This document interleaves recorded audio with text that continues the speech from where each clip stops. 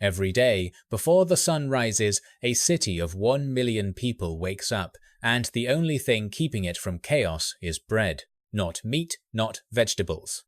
75% of the total calories consumed by Rome's population comes from a single ingredient, grain. Every year, the city needs anywhere from 150,000 to more than 270,000 tons of wheat. No one knows the exact number because the estimates differ by source. But even if you take the lowest figure, that still equals 2,000 to 3,000 shiploads a year, meaning a ship must dock almost every day. And not a single kernel of it is grown in Rome.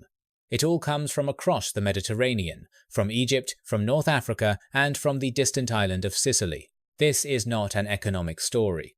This is a survival story. No bread means unrest. Unrest means the emperor loses the throne immediately. 2nd century Rome is the largest city on the planet. More crowded than any other city of its age, many times larger than anything else in the world. But the land around the city has long been swallowed by the aristocracy. Farms become vast estates worked by enslaved labor, and small farmers lose everything. When farmers lose their land, they flood into the city. They don't find jobs. They find poverty crammed into narrow apartment blocks 5 or 6 stories tall. Hundreds of thousands of people without stable work live packed into the slums the Romans call Insulae, completely dependent on imported grain. If the supply stops for even a few weeks, a city of 1 million falls into famine. That isn't a threat, it has happened more than once. And all that grain must cross the Mediterranean. If the sea stops, the city dies. That's it. No exceptions, no alternative plan. So, how did Rome solve this impossible problem? The answer is a system we could call the first supply chain in human history. But before we talk about the system, picture this scene. Early morning. It's still dark. Thousands of people are already lined up outside a massive building. Each person holds a small token called a tessera, made of wood or metal, marked with a name and a date. It is their entry ticket to receive that day's grain ration. No token, no grain. No grain, no meal. The line between survival and starvation fits inside that tiny piece of wood or metal. It really does. 700 years before the modern world invented welfare, Rome already had a state-run program distributing free food. It begins in 123 BC, when an official named Gaius Gracchus stands before the Roman Senate with a proposal. He proposes that the state sell grain at a reduced price to the urban poor. The aristocracy fights it fiercely, claiming it destroys the social order. In the end, Gracchus is killed for his proposal. But you can't kill an idea. It survives for 6 more centuries after his death. In 58 BC, the politician Claudius pushes it even further. Grain is no longer just cheap, it becomes completely free. From that system comes a famous phrase, "Panem et circenses, bread and circuses, the 2 pillars that keep Rome stable for 600 years. Caesar cuts the list of free recipients down to 150,000. Augustus stabilizes it at 200,000, a number that remains for generations.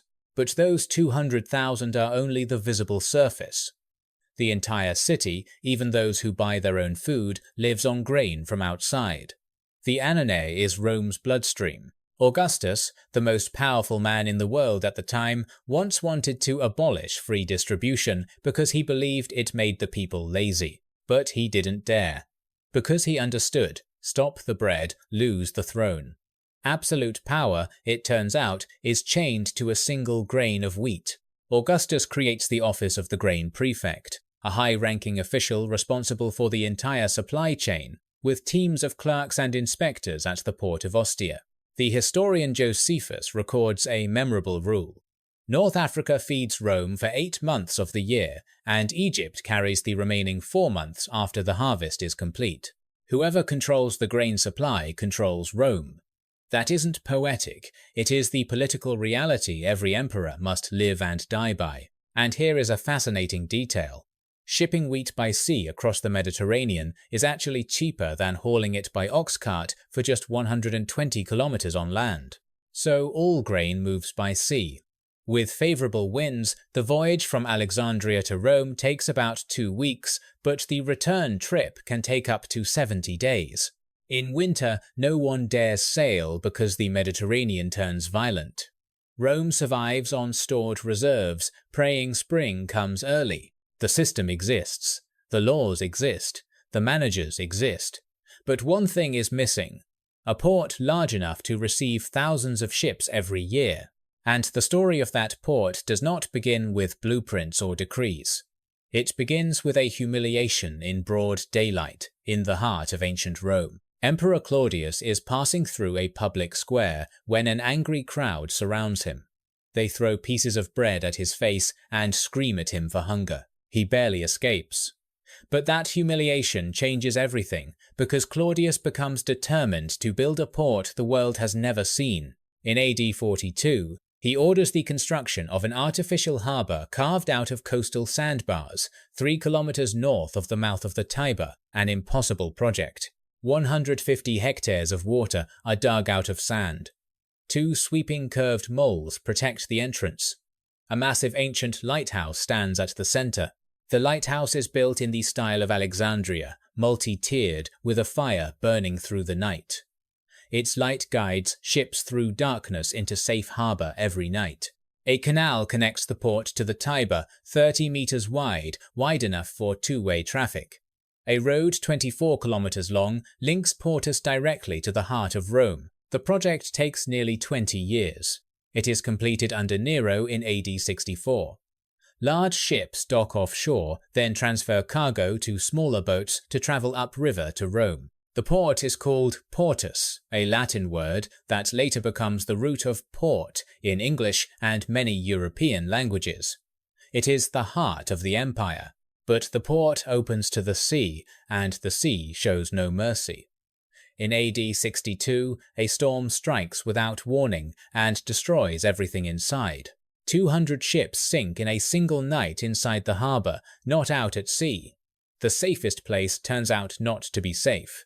The losses are catastrophic. The disaster doesn't just destroy ships, it threatens the daily meals of 1 million people, and it reminds everyone that the sea can take everything. Rome needs a better solution. Emperor Trajan steps in, one of history's great builders, the man who makes Rome the most magnificent city in the world. Trajan does not repair the old harbour. He orders a completely new inner basin, hexagonal in shape, a design that has never existed anywhere before. 6 sides, each more than 350 meters long, optimized for dock space. The inner basin holds 200 ships. The outer basin from Claudius holds 300 more, 500 ships at anchor at the same time, an unimaginable number in the ancient world. This harbour runs continuously for 400 years without stopping, and that hexagonal basin still exists today. It is a 6-sided lake sitting right beside Fiumicino Airport in modern Rome. Open a satellite map and you can see it immediately, a perfect hexagon on flat ground. The basin Trajan dug 2,000 years ago is still there. Around it stand massive warehouses called horrea, large enough to store grain for the entire city for many months' insurance against prolonged storms. An imperial palace stands nearby to supervise. And a temple to the goddess Isis stands close as well, because she is the protector of sailors who bring wheat across the sea. The sailors' lives are Rome's life. Without men willing to risk the voyage, no grain reaches the docks and no bread reaches the breakfast table. The process runs with machine-like discipline. Large ships arrive at Portus. Cargo is unloaded, transferred to smaller boats, moved through the canal, up the Tiber, into warehouses and out to the bakeries. Every day, hundreds of tons of grain flow through this supply chain without interruption for 400 years straight. A logistical miracle, and if you want physical proof, go to Monte Testaccio, a 35-meter hill in Rome that looks natural but isn't. It is made entirely from the broken fragments of millions of olive oil amphorae, an ancient landfill that has become one of the most valuable archaeological sites in the world. At this point, you might think Rome has solved the food problem. The most sophisticated ancient supply chain is running smoothly. What is left to fear? A lot. Because the entire system depends on three conditions: good weather, safe sea lanes, and grain provinces that do not fall into enemy hands. If one condition collapses, you get a crisis. If two collapse, you get disaster. And Rome has no backup plan for any of it. Overland transport is too expensive, too slow. If the sea is cut, Rome starves. That's the rule. No detour, no plan B, no exceptions. 1 million people live only a few weeks away from famine, separated by nothing but stored reserves. Each day the granaries shrink, and no one knows when the next ship will arrive. The moment a rumor spreads that ships are delayed, the price of wheat jumps within hours. Merchants begin hoarding, pushing prices even higher. The poor can't afford it. Children cry from hunger. Riots erupt within days. Crowds spill into the squares, burning and wrecking the properties of those who hoard grain. Emperor Tiberius once warned the Senate bluntly, "Neglect the food system, and it will be the destruction of the entire state." He said it in AD 22, and every emperor after him knows he was right. The annona cannot stop, not even for a day. And the system only grows. Septimius Severus adds olive oil at the start of the 3rd century. Aurelian later adds bread and pork. Scholars estimate the operating cost may reach as much as 1/3 of the imperial budget. 1/3 of the entire budget just to feed a single city. Return to the early morning scene. Thousands of citizens line up on the Campus Martius, where the largest distribution building waits, as they stand for their turn. The tessera is the only thing between them and hunger. 200,000 people in the strongest empire in history depend on the state every morning and every evening. The poet Juvenal writes the line that becomes immortal. Panem et circenses, bread and circuses. He writes it as satire. But he is right. When bread stops, everything stops. When the games go dark, loyalty goes dark with them. That is the formula that keeps 1 million people quiet for 6 centuries. But every formula has an expiration date. By the 3rd century, the empire begins cracking from within. Civil wars multiply, inflation rises, borders weaken. The food system struggles through every crisis. Portus still runs, ships still sail, but then, in 439, everything collapses at once. 10 years earlier, the Vandals under their king Genseric cross the Strait of Gibraltar and surge into North Africa, unstoppable. They move east for a full decade, cutting through the empire's wheat basket with no one able to stop them because Roman armies are busy fighting each other in Europe. On October 19, 439, Genseric takes Carthage, the 3rd largest city in the entire Roman Empire. There is no great battle. The city falls with almost no resistance. Genseric seizes the harbour, seizes the fleet, and seizes the entire export system. And here is the key point you must remember. Genseric doesn't need to attack Rome. He only needs to sit in Carthage, and Rome will starve itself to death. North Africa feeds Rome for 8 months of the year. Lose Carthage, lose the lifeline. A 600-year supply line is cut in a single day. Valentinian III is forced to sue for peace.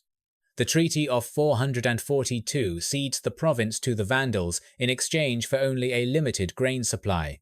The greatest empire on earth is reduced to begging its enemy to sell it food. Not because it loses a decisive battle, not because it loses territory, but because it loses bread. Sicily and Egypt try to compensate, but they cannot replace North Africa. Rome's population collapses, distribution becomes irregular, then stops entirely. No one can repair it. A city that once held 1 million people shrinks into a shadow of itself. Empty granaries, cold ovens, silent squares where no one lines up at dawn anymore. In 476, the last Western emperor is deposed. But Rome has already died before that when the bakery fires went out. And here is the deepest irony. Rome builds ports, digs canals, builds ships, erects warehouses, and creates a vast administrative machine to feed a single city. It is the most sophisticated system in the ancient world. But total dependence on that system turns it into a fatal weakness, Rome's Achilles heel. The more perfect it is, the faster it collapses. The more efficient it is, the less room it has to retreat. That paradox is not unique to Rome. Every empire faces it. The thing that feeds an empire can also kill it. Not swords, not barbarians, but the absence of wheat on the breakfast table. 1600 years later, a pandemic breaks the global supply chain. Supermarket shelves go empty, factories shut down, and the world panics. The lesson doesn't change. The more complex a system becomes, the greater the consequences when it breaks. Rome learned that long ago, and the world is learning it again. Empires don't die by the sword. Empires die when the bread stops.